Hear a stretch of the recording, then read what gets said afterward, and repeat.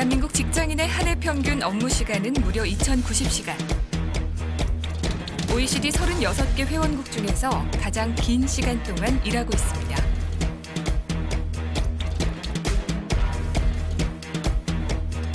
일분 1초를 다투며 살아가는 우리들.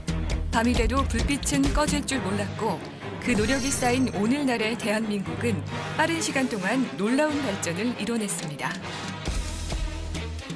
이는 전 세계가 놀랄 만한 속도였죠. 그래서일까요? 우리는 무엇이든 빠른 것을 좋아합니다. 느린 거보다 빠른 게 매력 있잖아. 그냥 답답한 게 싫어가지고 그냥 빠른 게 좋은 것 같아요. 빨리 하면 무엇이든 빨리 얻을 수 있어서. 그 빠름은 우리의 일상에 변화를 가져다 주었고 그 변화는 새로운 문화를 탄생시켰습니다. 슈퍼에 가면 비교적 저렴한 돈으로 과자를 사 먹는 간편함처럼 문화가 달라지고 있습니다. 일상에서 가볍게 즐길 수 있는 문화 스낵컬처. 여러분은 들어보셨나요?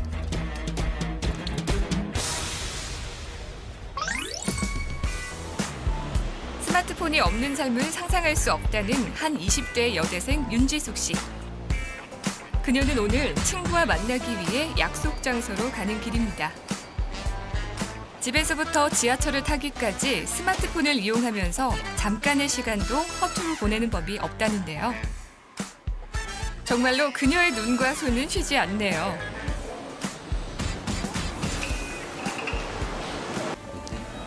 전 거의 막 왔다 갔다 할 때도 이용하고 거의 잠잘 때 빼고는 하루 대부분 스마트폰이랑 이용하면서 사용하는 것 같아요. 하지만 이런 모습은 지숙 씨한테만 있는 게 아니죠. 점점 우리는 잠깐이란 시간 동안 무언가를 하지 않으면 그 허전함이 참으로 낯설게 느껴집니다. 네, 평소에도 웹으로 뭐 만화 보거나 쇼핑할 때도 되게 편하고 동영상 강의나 영어 공부하는 것 정도로 많이 이용하는 편이에요. 이곳이 바로 지숙 씨와 친구가 만나기로 한 약속 장소, 바로 복합 쇼핑몰입니다. 최근 이곳을 찾는 이용객들이 많아졌는데요.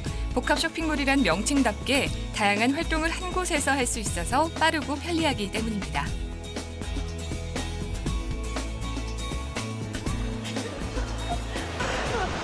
너 오늘 머리 다 길렀군. 나 되게 많이 길렀어. 머리결 다 상해서 나도 머리 잘라야 되는데. 어느 정도까지 자르려고? 잠깐만. 단발로? 잘 어울릴 것 같아. 그치? 오랜만에 만나는 지숙 씨와 친구. 그녀들도 복합 쇼핑몰의 편리함 때문에 종종 이곳에서 시간을 함께합니다.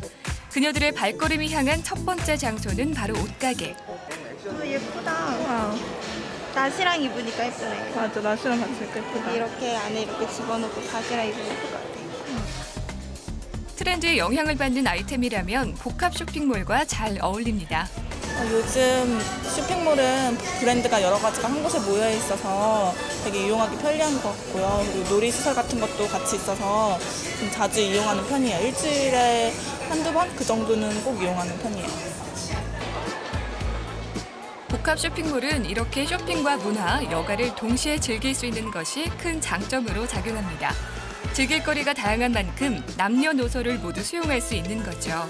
한 공간에서 다양한 문화들이 가능해지다 보니 사람들의 소비 습관도 자연스럽게 변화했습니다. 주말이면은 거의 많이 이용하는 편이고요. 남자친구랑 데이트하기도 편하고 공연 보러 왔다가 쇼핑도 할 수 있고 또 반대로 쇼핑하러 갔다가 재밌게 공연 우연히 하면은 공짜로 관람할 수 있는 기회도 있고 또 영화 관람하기에도 편하고 맛있는 것도 곳곳에 있으니까 자주 이용하게 되는 것 같아요. 대부분의 복합 쇼핑몰은 교통이 편리한 곳에 위치하기 때문에 접근성이 높습니다. 많은 시간을 할애하지 않아도 어렵지 않게 찾을 수 있죠. 자연스레 가까운 곳에서 편리하게 누릴 수 있습니다. 대형 복합 쇼핑몰과 같이 한 곳에서 여가 활동을 한꺼번에 즐기는 이들을 표현하기 위해 몰링족이라는 신조어도 탄생했습니다. 트렌드를 빨리 접할 수 있는 다양한 문화의 집합소가 된 거죠. 편리함, 간편함, 다양함, 그리고 트렌드를 주도하고 그리고 소비자가 빨리 만나볼 수 있어서 좋은 것 같아요. 언제 어디서나 스마트폰을 생활화하고 복합 쇼핑몰에서 간편하게 즐기는 소비 형태. 이것이 바로 스낵컬처의 대표적인 모습입니다.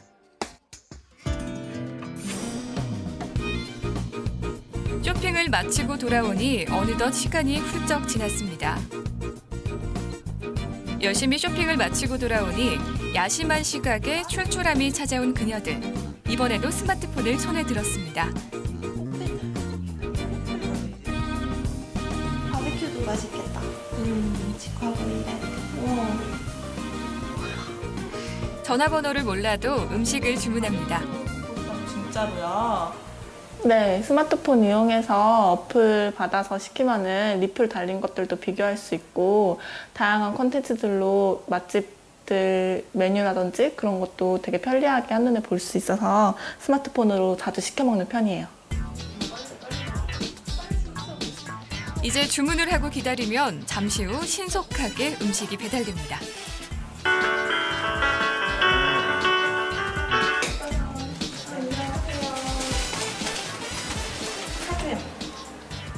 음식 주문도 정말 편리해졌죠? 맛있겠다, 먹자. 대박.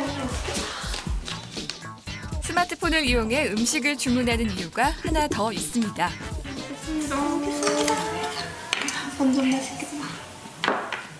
너 막국수 좋아한다. 먹어보자. 그래. 맛을 보자. 그 아줌마의 평은.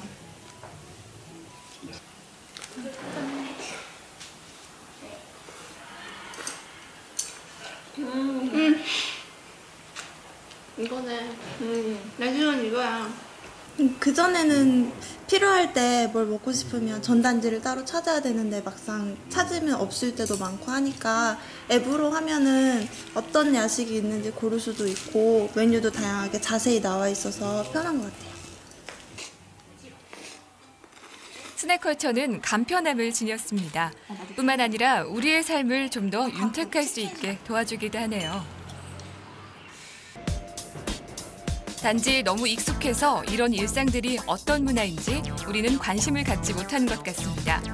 더욱 정확히 말하자면 스낵컬처에 대해 생각해 본 적이 없던 거겠죠. 그래서 이 시간에 좀 더 자세히 알아보려고 합니다.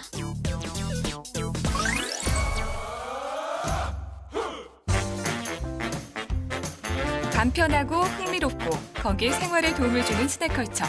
사람들은 그 매력에 어떻게 열광하게 됐을까요? 일단 쉽잖아요. 그러니까 말하자면 특별히 이렇게 어느 자리에 앉거나 어디를 가거나 뭐 특별히 자기 돈을 많이 들인다거나 뭐 이런 노력이 별로 필요 없는 상태에서 되게 쉽게 무언가를 계속해서 할 수 있는데 심심하지 않게 뭔가를 계속 할 수 있게 해주잖아요. 이런 빠른 시대에 뭔가 적응하기 위해서는 모든 어떤 생활 양식이나 습관 이런 것들도 그 속도의 흐름에 맞춰야 되기 때문에 이런 스낵컬처가 상당히 그 동시대에 가장 영향력이 있는 게 아닌가라는 생각을 합니다. 불과 2년 전 우리의 미디어는 주로 TV와 PC 이 두 가지가 전부였습니다. 그러나 최근 들어 스마트폰 사용자가 더 많아졌죠. 그만큼 스마트폰의 발전은 눈부시게 성장했습니다. 빠르고 간편함이 특징인 콘텐츠 개발도 한창 이루어지고 있습니다.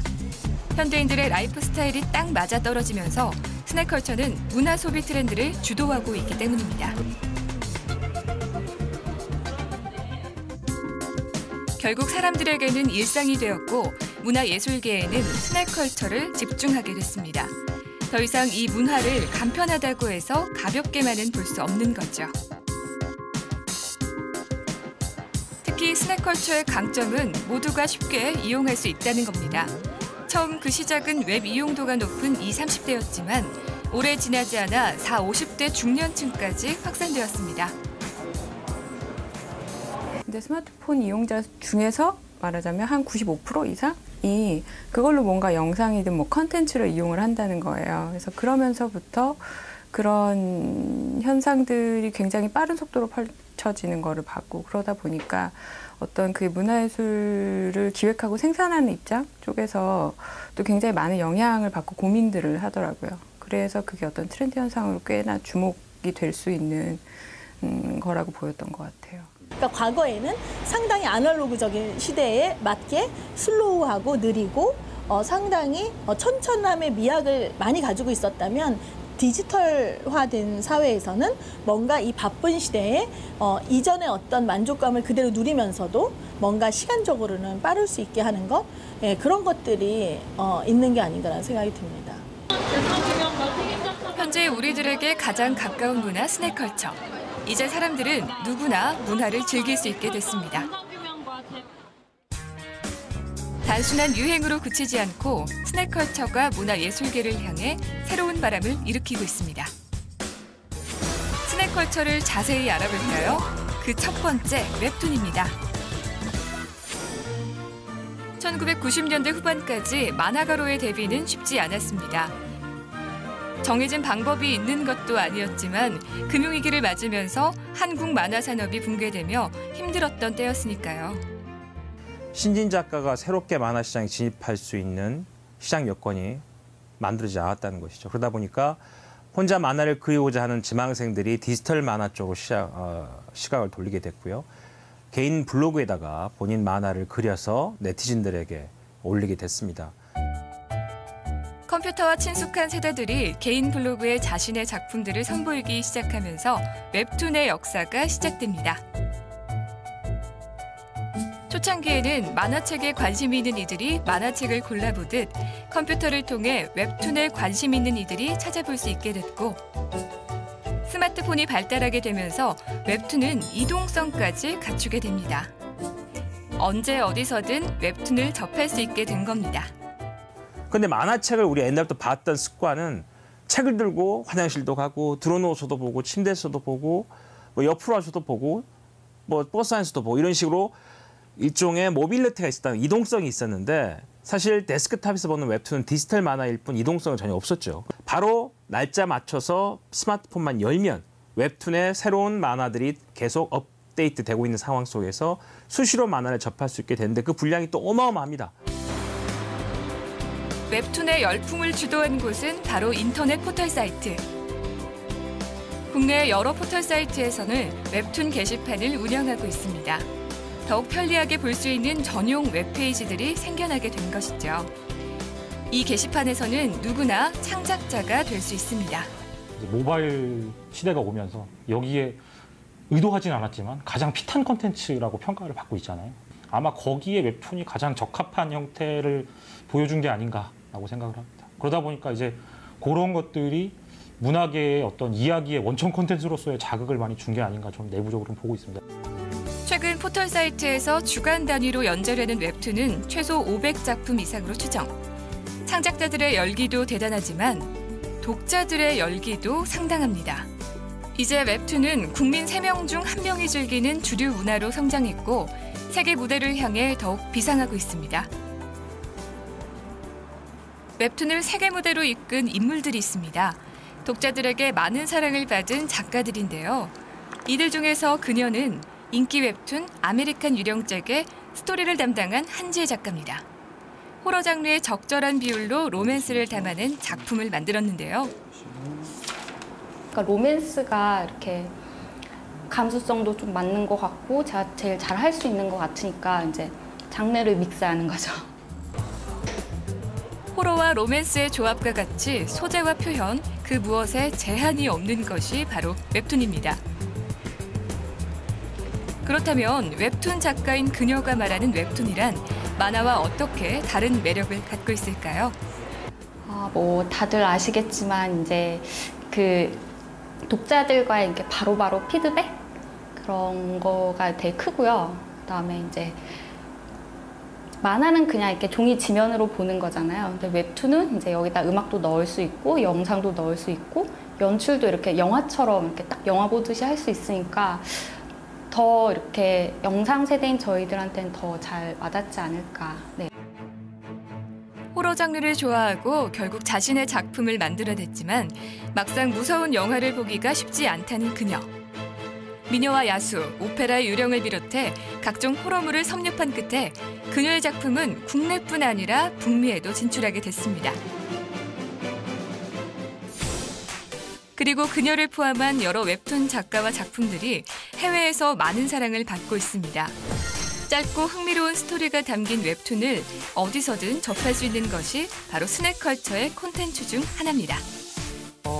일단은 뭐 저희가 이제 투자원에서 타파스 미디어라는 데가 있어서 저희가 그쪽에 한 정식으로 5작품을 런칭을 했고요. 최근에 다음 같은 경우는 그 로컬에 직접 플랫폼을 런칭하는 것보다는 이제 로컬 플랫폼에 저희 작품을 수출하는 형태로 많이 고민을 하고 있습니다. 또한 전문 연구기관에 따르면 웹툰의 전망은 앞으로 더욱 밝아질 것으로 예상합니다. 올해는 2천억, 내년에는 3천억 정도의 성장세를 내다보는 유망한 스낵컬처의 콘텐츠입니다. 두 번째 스낵컬처의 온라인 콘텐츠는 웹드라마 그리고 영화입니다. 요즘에는 웹드라마 혹은 웹영화가 따로 제작되고 있습니다. 스마트폰 이용자들의 특성이 있기 때문인데요. 언제 어디서나 짧은 시간에서도 이 흥미로운 이야기를 보고자 하면서 기존의 TV 드라마나 영화와는 형식이 조금 달라졌습니다. 우리 몸의 세균이 웹드라마나 영화는 평균 5분에서 15분 사이에 한 편의 이야기를 담아내야 합니다. 짧은 시간 안에 이야기의 기승전결을 다 보여줘야 하는데 이런 형식이 스낵컬처의 특성과 적절히 맞아떨어진 겁니다. 알았지? 그중에서 웹드라마 방과 후 복불복은 10대들이 좋아하는 소재로 만들어지면서 한동안 많은 사랑을 받았습니다.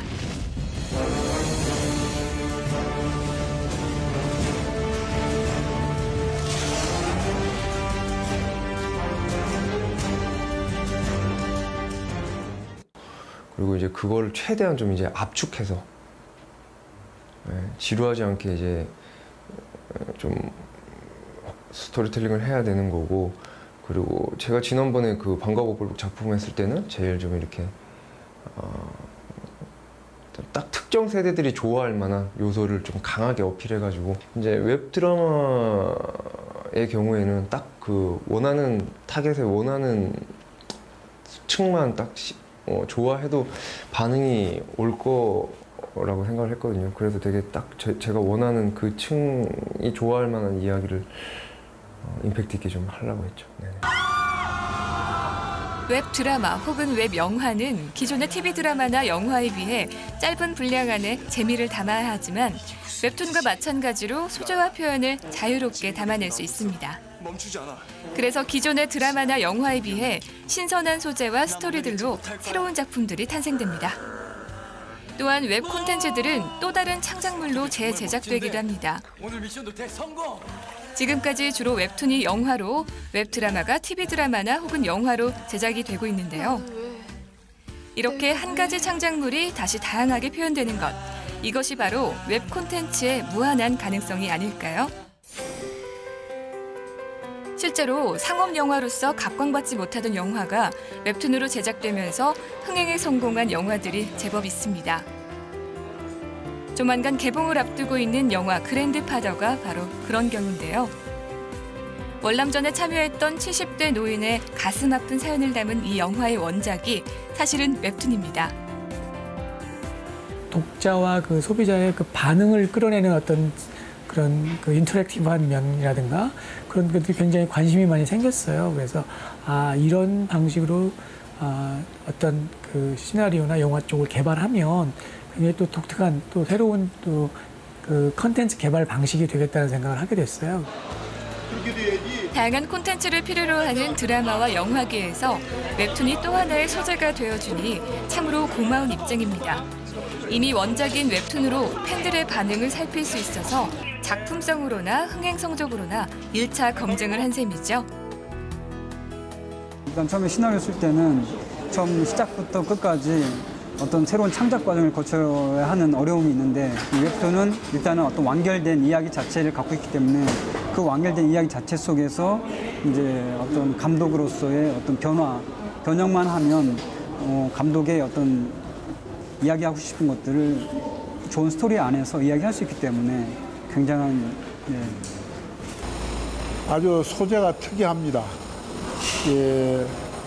저희들이 이게 모두 어우러져 살고 있지만 각기 자체를 보면 서로 해를 끼치면서 살고 있는 경우가 너무 많다는 거예요.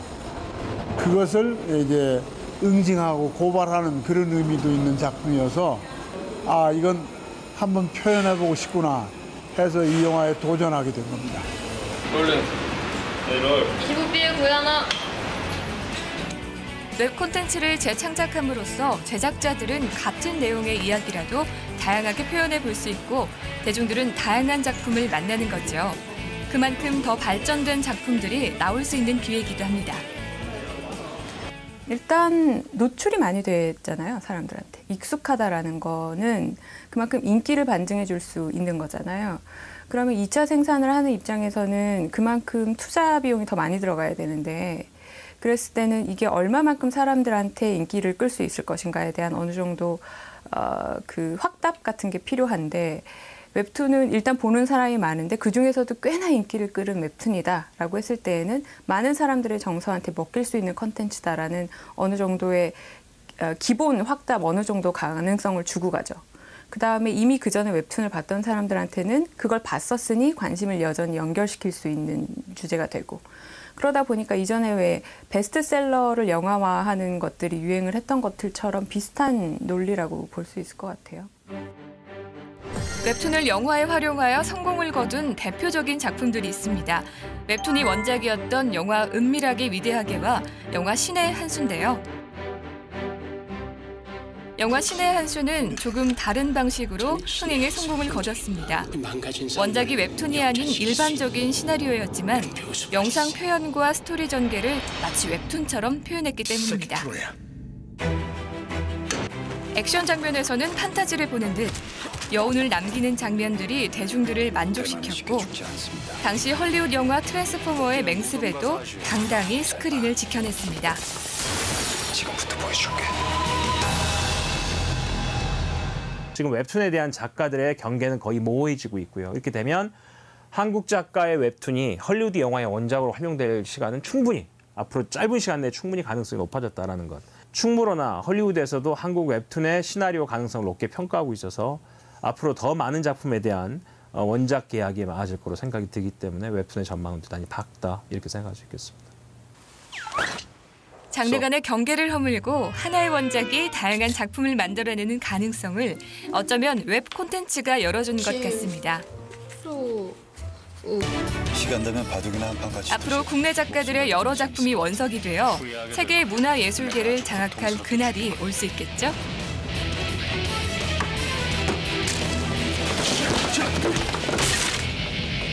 내게는 지금부터야. 세 번째 스낵컬처의 온라인 콘텐츠는 모바일 방송입니다. 이곳은 초창기 모바일 방송 시대를 선도했던 국내의 한 기업. 스낵컬처의 특성을 통해 방송의 판도를 바꾸는 다양한 변화를 가져다 주었습니다. 기존의 TV에서만 볼 수 있던 방송에서 벗어나기 시작했는데요. 나날이 증가하는 모바일 이용자들에 맞춰 그들이 볼 수 있는 다양한 프로그램을 제작하고 이곳에서 실시간 방송 서비스와 함께 개별 방송의 시대를 만들어 나갔습니다.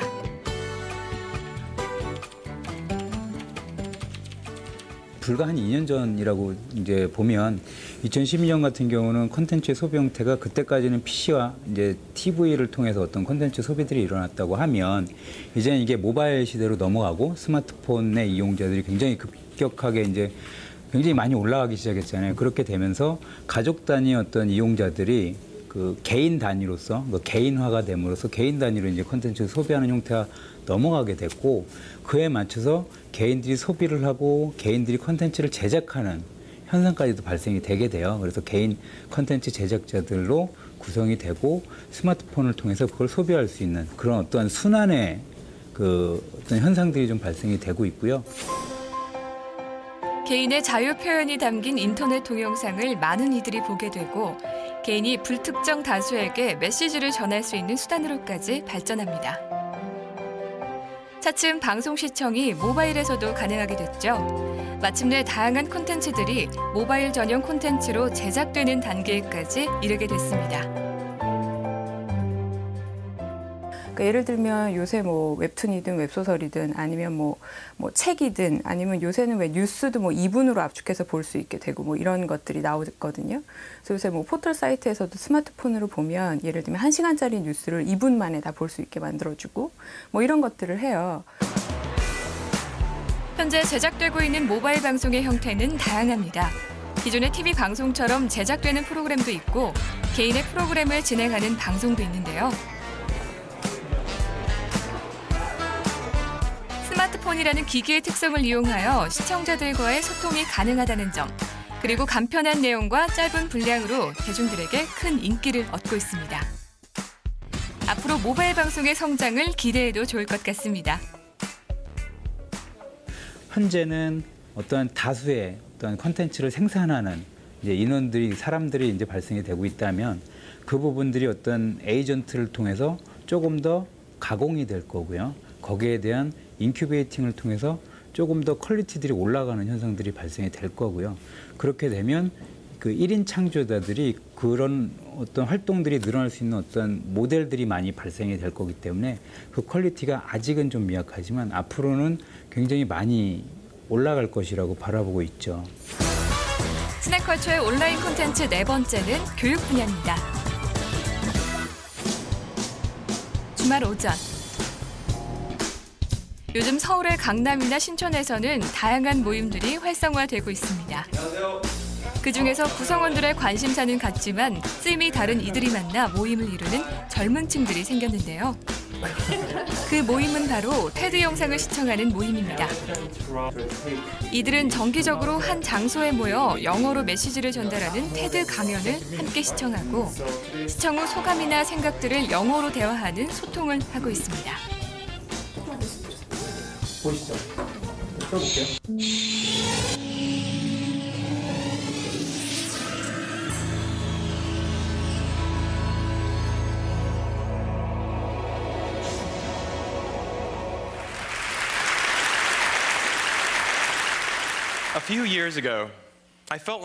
이들이 시청하는 테드 영상은 단 20분 안에 누구든 자유로운 주제로 전 세계 사람들에게 메시지를 전달하는 강연입니다.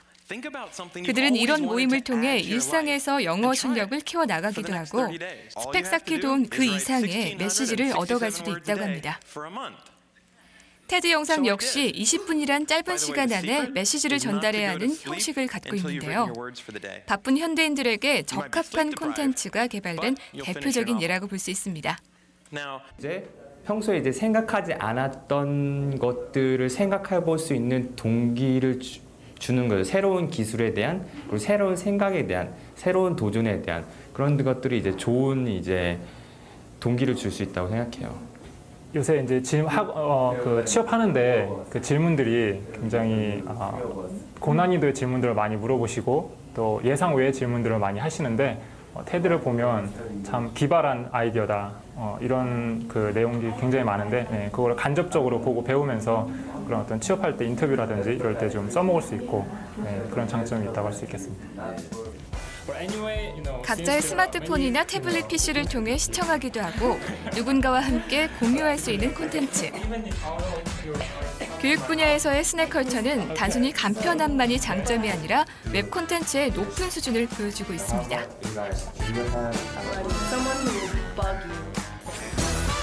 스낵컬처의 오프라인 콘텐츠 첫 번째는 패스트푸드입니다. 음식 문화에도 변화를 가져다준 스낵컬처. 이렇게 온라인 콘텐츠의 문화로만 머물지 않고 실제 생활에 접목되기도 합니다. 직접 음식점에 찾아가거나 전단지를 보고 전화로 주문하는 번거로움 없이 주문에서 결제까지 단번에 가능한 간편함이 더욱 발전했죠. 또한 패스트푸드라 하면 햄버거와 같은 정크푸드가 전부였는데요. 그러나 식생활에서도 간편함이 더욱 요구되는 시대에 따라 패스트푸드의 종류 또한 다양해졌습니다. 간편함과 영양을 두루 갖춘 음식들이 국내에도 많이 생겨났는데요. 이곳은 태국식 볶음 쌀국수와 팟타이를 만드는 푸드트럭입니다. 팟타이가 볶음 쌀국수라서 쌀국수가 주고요. 그다음 계란, 야채, 고기 들어가고 그래요. 일단 팟타이는 국물이 없어서 염분이 적기 때문에 조금 더 밤에 먹기에 부담이 없는 것 같아요. 그리고 좀 자극적인 맛도 라면보다는 좀 덜한 것 같아요. 짧은 시간 안에 간편하게 건강에 좋은 재료들로 만드는 팟타이. 이처럼 스낵컬처의 장점을 쏙쏙 뽑아 패스트푸드도 착한 음식으로 변화하고 있습니다.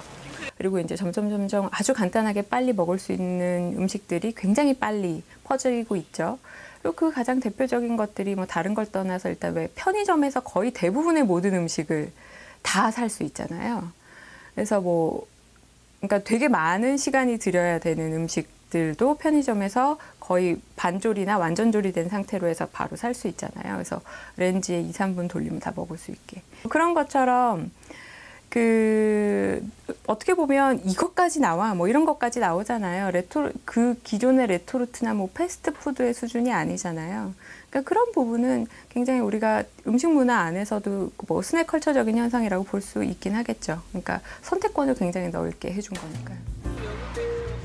홀로 식사하는 이들이 많아지는 요즘 주변에서 종종 찾아볼 수 있는 푸드트럭도 있고 집 근처 편의점에서도 어렵지 않게 다양한 종류의 즉석 요리 식품들을 만날 수 있습니다. 라면보단 나은 것 같아요. 라면은 뭐지? 좀 해장할 때 먹으면 좋을 것 같은데 술 먹을 때 이건 되게 밥으로 먹을 수 있을 것 같아요. 원래 라면은 하나 가지고 좀 부족해서 여러 개 먹거든요. 그러면은 그 돈이나 이 돈이나 비슷하니까 차라리 이게 밥도 더 되고 이제 배도 부르고 되게 건강도 이게 더 나은 것 같아요.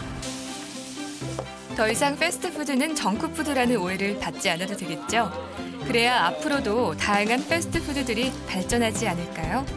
맛과 영양을 간편하게 맛볼 수 있는 하나의 음식 문화로 봐도 될 겁니다.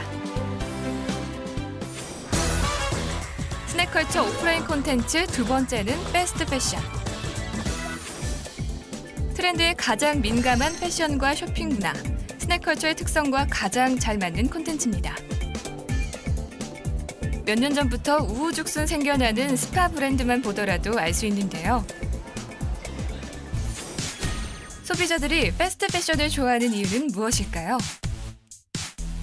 트렌드에 걸맞게 나온 다양한 브랜드의 아이템들을 쉽고 간편하게 만날 수 있기 때문입니다. 뿐만 아니라 이제는 모바일로도 쇼핑이 가능하게 됐죠.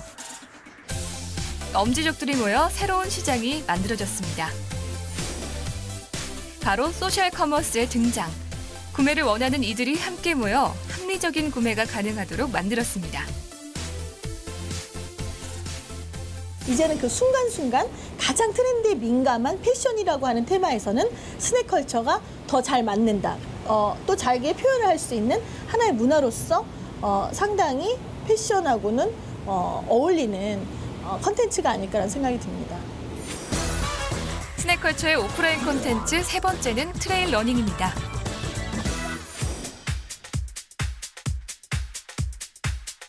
백세 시대를 맞이한 한국 사회. 요즘 사람들의 관심을 이끄는 건 단연 건강한 삶을 살아가기 위한 방법입니다. 이에 따라 라이프 스타일에도 변화가 찾아왔는데요. 실제로 요즘 사람들에게 운동할 수 있는 시간적인 여유를 찾기가 쉽지 않습니다. 대부분이 일상에 치여 운동할 엄두를 내지 못하는 게 현실이었습니다.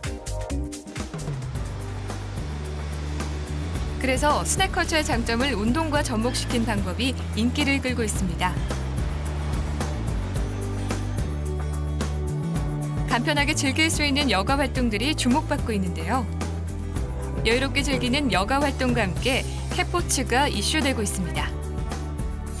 비용이나 시간의 부담을 느끼지 않고 즐기는 여가여야겠죠. 캣포츠를 향한 사람들의 관심이 많아지면서 관련 업계도 이제 막 덩달아 호황을 누리게 됐습니다. 착지가 어떻게 되고 또한 대중들의 관심도 높아지게 되었죠.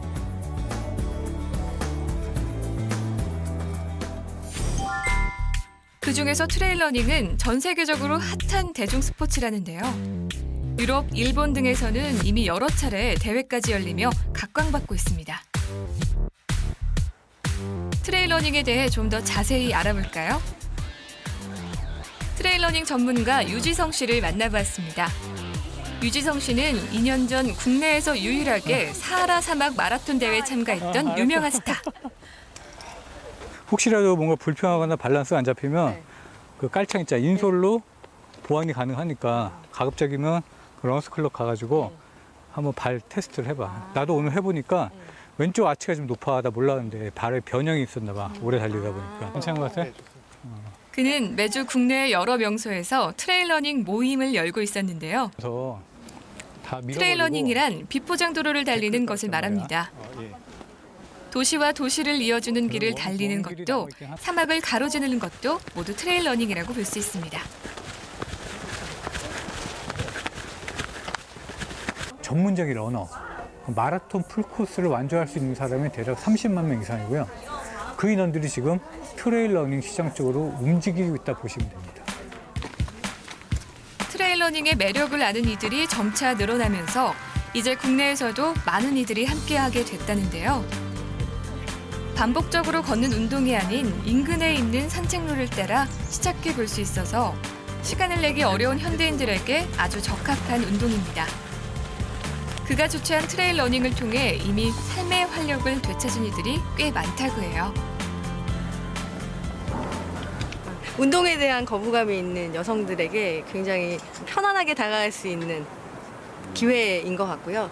그리고 기록에 치중하기보다는 즐겁게 운동할 수 있는, 같이 병행할 수 있다는 점에서 좀 재밌는 것 같습니다. 네. 혼자 막 헬스장에서 막 이렇게 운동하거나 아니면 달리기 같은 걸 하면은 좀 지루하고 금방 지치잖아요. 근데 이거 같은 경우는 그냥 원래 친했던 사람 또는 새로운 사람들을 만나가지고 즐겁게 같이 할 수 있으니까 쉽게 지치지 않고 포기하지 않고 한 그렇게 긴 거리를 같이 할 수 있는 것 같아요. 네.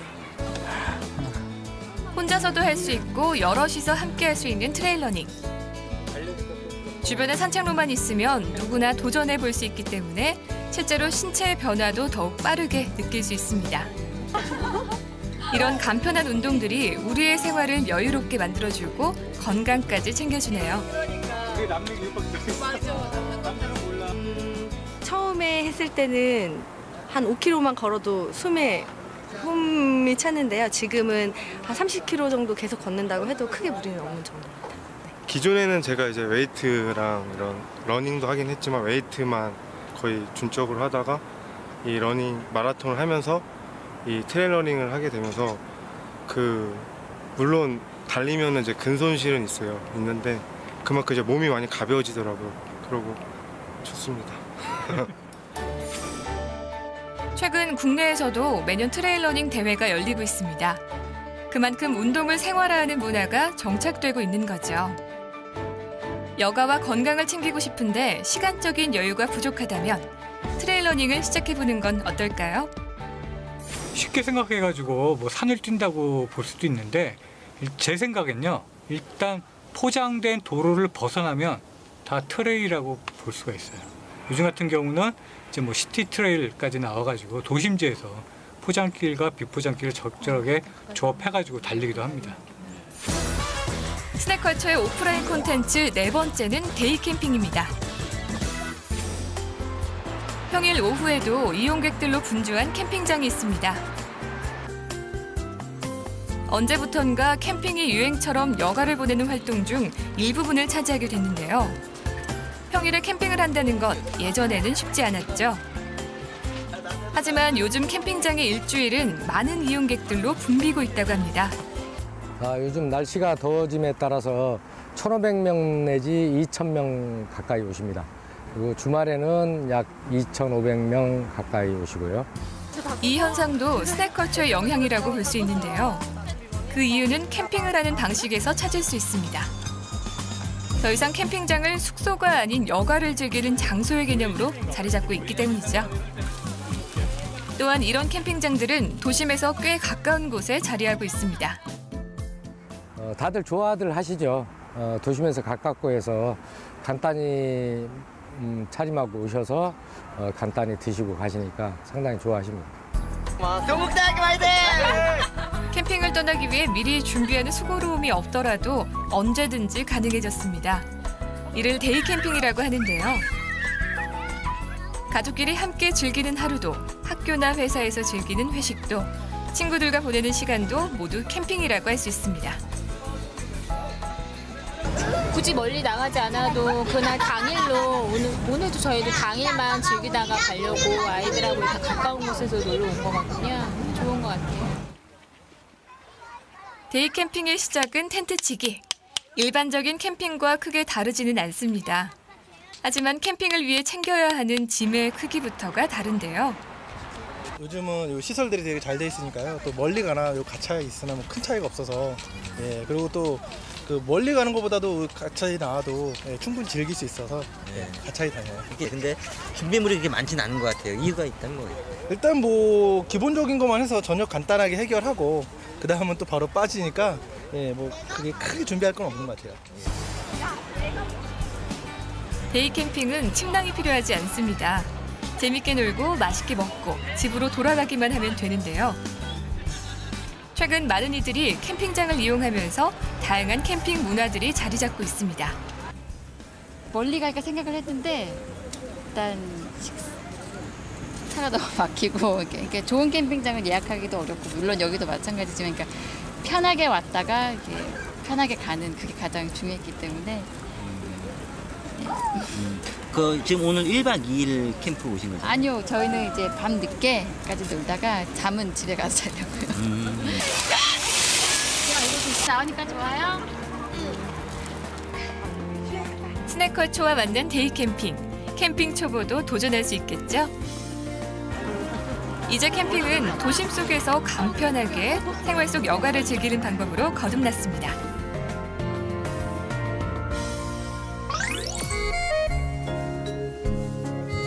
간편함을 추구하는 사회. 온라인과 오프라인을 넘나들며 우리의 생활의 많은 부분을 변화시켜 왔습니다. 이제 문화뿐 아니라 예술계도 이런 변화를 새로운 기회로 삼아 달라진 모습을 보이고 있는데요. 그 첫 번째 변화를 선보인 분야는 문학입니다. 책 읽는 시간조차 부족한 현대인에게 경장편 소설이나 SNS 시들이 독자들을 사로잡았습니다. 요즘 서점에서는 간결한 문학 작품들이 인기를 선점하고 있다고 해요. 짧은 소설 종류로 많이 읽고 있고요. 네, 장평 소설 같은 경우는 너무 길어갖고 부담이 되는데 짧은 소설 같은 경우는 이제 짧게 읽어서 끊을 수 있어서 그거를 주로 읽습니다. 옛날에 긴 장편 소설들 읽을 때는 한 달, 두 달쯤 잡고 읽었는데 짧은 소설들은 한 이틀 정도 잡으면 다 읽는 것 같아요.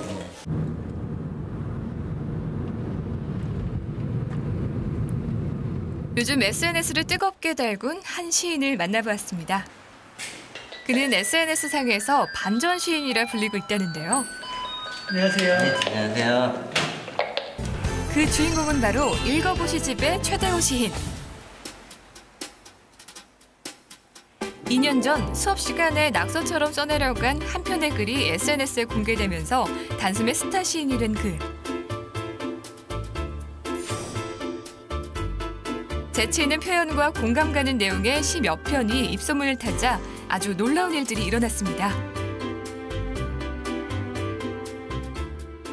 제가 아무래도 SNS를 통해서 활동하다 보니까 부정적이거나 무거운 주제는 사람들이 별로 안 좋아하시거든요. 그래서 저는 좀 재밌고 공감을 이끌어낼 수 있는 시를 짧게 쓰기 때문에 또 많이 좋아해 주시는 것 같아요.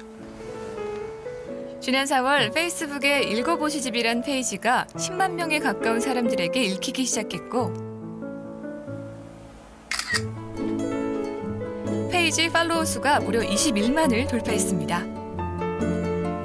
그의 시에 담긴 재치 있는 표현들은 일상 속의 이야기를 담고 있는데요. 마침내 SNS의 시인으로 불리던 최대호 작가가 꿈에 그리던 시집을 출간하게 됐습니다. 처음 시를 쓸 때만 해도 이런 날을 상상하지 못했다는데요. 평소 제가 가지고 있던 생각들을 좀 짧은 글로 좀 반전을 주면서 쓰면 재밌겠다 싶어서 한번 써봤던 게 그 처음 쓴 시가 됐어요. 그는 이번에 자신의 시집을 선보이게 되면서 여동생과 함께 작업을 하게 됐습니다. 그의 주옥 같은 시에 곁들여질 재치 있는 그림 작업을 동생이 맡아서 도와주기로 한 건데요. 이 아이디어를 동생이 냈다고 합니다. 처음에는 이렇게 잘 될 줄 모르고 거의 강압적으로 오빠가 이게 글만 있으면 너무 재미가 없잖아요. 그래서 같이 해보면은 재밌겠다 이렇게 해가지고 시작을 하게 됐어요. 최대우 시인이 초안을 주문하고 이런 거 이렇게 그리면 좋잖아. 그 위에 동생은 솜씨를 더해봅니다. 책을 이렇게 얼굴 받침대 이거 여기로. 그렇게 하나하나 남매가 함께 시집을 완성시켜 나가고 있습니다.